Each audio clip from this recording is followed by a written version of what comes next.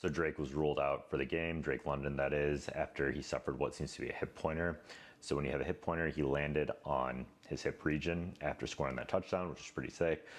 A hip pointer basically means a bone bruise to that green outlined area. So the top of the ilium, basically when you come down directly on that side of the hip, it compresses the bone region, and sometimes it can also bruise those muscles there. So the tensor fasciae lata or the glute muscle, the maximus was right on top of this, the medius is right there. It can also hit that bursa sac, which is the trochanter bursa. It's that clear sac right beneath the glute medius that's highlighted in green. These injuries are pretty painful, and you really have to work on your range of motion exercises with them. And if it's a bone bruise, which is the technical term for it, then that can take a couple weeks for the pain to resolve, even up to a month or two, but it doesn't hold them out that long. It's a pain tolerance issue. And in most cases, it's about a 1 to 3 week absence, erring on the 1 to 2 week side. Occasionally, the symptoms resolve very quickly, and you are able to return back with no missed time. So at this point in time, I'll project Drake London to have a 0 to 1 week absence, erring on 1 week missed with how quickly he was ruled out of this game, indicating that there is a pretty significant amount of pain.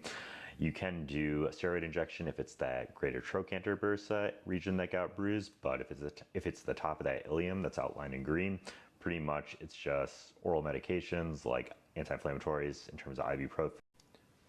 Olave, man, that was scary. So he was knocked out. He hit the ground hard. This is his second concussion this season, and he's had multiple concussions in previous seasons as well.